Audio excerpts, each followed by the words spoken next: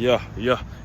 As Warren Crookshank, your one and only Move Swiftly speaker, checking in for a daily Move Swiftly thought, giving your perspective on teamwork that you will not get anywhere else, where we do not teach you how to rise to the occasion, folks. What we teach you is how to fall to your level of preparation, day in and day out. We are here, another top five Tuesday, doing a top five theme of doing a top five list of some sort every single Tuesday for over a year. This week's theme throughout the entire week, we're talking about how to make offers complimentary. All right, we're talking about how many things can you offer, and to make every single offer complimentary to the next, like a peanut butter and jelly. You know, we're talking about offering things in a complimentary fashion. It's top 5 ways. There's a way to do that, and there's a way of thinking it before you go about making your offers and before you go about pushing through with whatever marketing campaign you have in mind. Rule number one, you have to understand that the audience decides. I've said that on many different occasions. All right, your audience, what does your audience want? Understand that this entire week is stemming from a trip that I took, my first ever Marlins game. And it was a completely different audience than the college football season in terms of what it's all about. And again, I'll break all these down. Make sure you like, comment, subscribe to this very channel where I'll break all this down in the live stream. All right, so number 1, what does your audience want? Number 2, you have to think local. You can't think national yet. All right? And even when you get national, you got national problems. You got things that sell nationally, which is gossip, which is, things that are not conducive to business, and soap opera bullshit, drama bullshit. That's what sells on a national scale. You got to think local. You got to think how your local community is going to benefit off the offers that you make. So number 1, it's what does your audience want? Number 2, make sure your audience is of a local nature. In the core of it has to be a local thing. Things go off nationally. That's just kind of by fortunate circumstances or based on whatever the story is, whatever the circus is.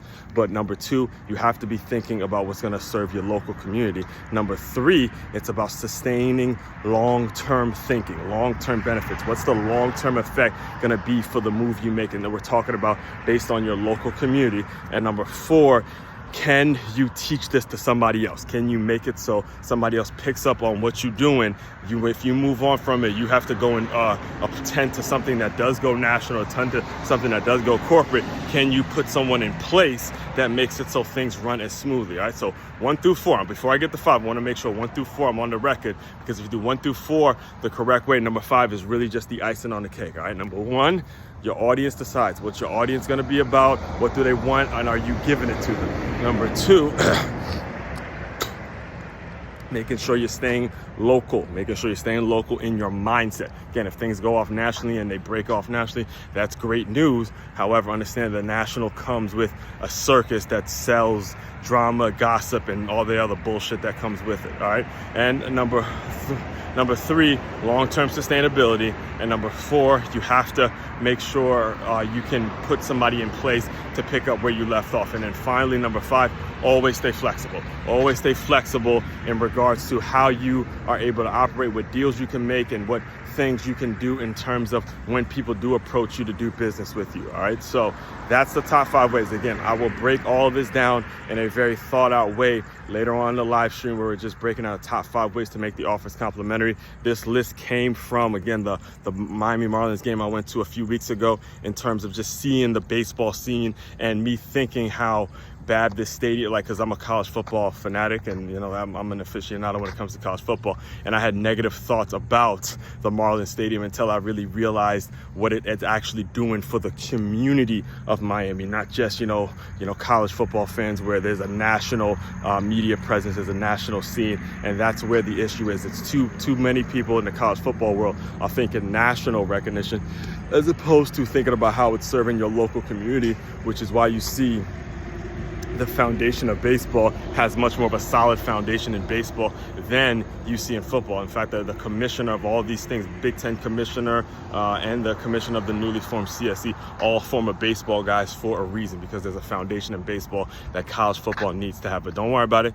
Your one and only Move Swiftly speaker is on the job to create that foundation in college football. So all that being said, main website to check out to dive deeper into everything I'm doing, ask about the employee development workshops and everything. In fact, Your boxing lessons, they're coming back. They are coming back. Made a move yesterday that's gonna be announced soon. All right, so it's gonna be made official very soon. So just stay tuned, stay plugged into everything I'm all about. Again, main website is makeyourmove.com. That's MakeYamove.com. One-stop shop for all your teamwork and your self-development needs. As one Crookshank, your one and only Move Swiftly speaker, checking out. You guys continue to move swiftly. We will talk more soon.